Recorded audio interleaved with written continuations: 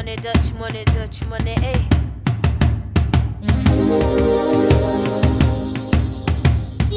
Give me Dutch money in a coffee shop. Gotta give me Dutch money cause the coffee's out. I got crowns and euros, that's right. Plural been to Europe too many times now. It's your goal. In Holland, I stayed up in the crown again, but when I'm living in my name is YaNi, YaNi. I am a hip-hop artist, a writer, lover of life.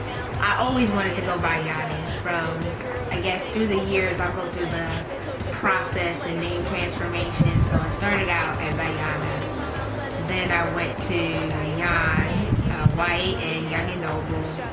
Then I got to Spellman. I went back to Ayana. Now I go by YaNi because I want people to feel like they know me. You know, that's what my friends call me. That's what my family calls me. YaNi in Australia means peace, and so that also is very meaningful with the movement that I'm trying to start in terms of fostering love and fostering peace and joy and happiness in people, in the community. You'll see that whole movement manifest in terms of peace. I'll be going around finding out how people achieve peace within their own lives, different Zen techniques, different ways peace is manifested within each of us. Yeah, that movement's about to start. Peace personified, peace for president. Don't forget it. You'll be hearing more about it. I got my start in music. I attended a Catholic school. Freshman year, they asked us to do an assignment on the Ten Commandments. And so I did something on Moses and the Ten Commandments to some popular hip-hop song. From there, my dad, who's a pastor, had me do something on Esther to Mr. Cheeks, whatever his popular song was at that time. And I was like, he's up to Heezy for Sheezy. It was really corny, but it worked at the time. So that's where it started. It started in the church. Then I started touring around the U.S. Did some mission work overseas with a few churches. And then it just went on. It's your girl, gotta give me Dutch money in a coffee shop. Gotta give me Dutch money cause the coffee's out. I got crowns and euros. Dutch money basically explains my world travels, where I've been, what I've done, my desire to be back overseas, entertaining people, working with different artists, and essentially living overseas at some point. I don't want to get stuck here in Atlanta, here in the U.S. I really just want to be a world musician and reach as many people as I can that way. I want to go back to the days of storytelling, so I think that'll be my greatest contribution as a storyteller, as a writer, as a graduate of Spelman with the English degree.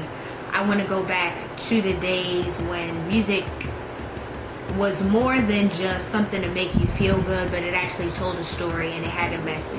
I think that'll be my role as a key player, you know, in the industry or outside the industry, just doing what I do and sharing the stories of the disenfranchised, of those that don't necessarily have a voice, of my generation, women, men, kids, the elderly, just getting stories out and making people more aware of their actions and their lack of action.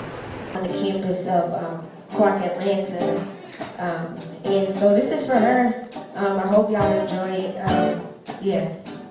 Yo, I wrote a song for you. Yeah, you. Your hate is red while your pain is blue. Grew up in the hood, but it never did good. Like, why we gotta live here without the lights? I think about such a wretched sight when red was on the ground and they took your life. In life, I guess there's two separate ones. There's the academia aspect of things where I want to go back, pursue my doctorate, become a professor, and also start my own publishing. Well, I'm in the process of starting my own publishing company called Waylon's Words. So that's actually been in the works. I do freelance editing ever since I graduated. There's also the music side of things and having my own I guess company or building my own brand in terms of my music, in terms of other artists writing for them. So it's the two sides of publishing in terms of the music and in terms of the writing. That's what I want to do. Honestly, like the feeling that I get while I'm recording or while I'm performing in front of people is like that same kind of energy. Mine would definitely be like a drawn out like make out session, like make love session, where you're like, this is just taking everything in me, like this is just wearing me out. It would definitely be making love, because you would just be all in it and be very sensual, very, very intense for a lot of people, you know. Yeah, making love, definitely. I'll be a piece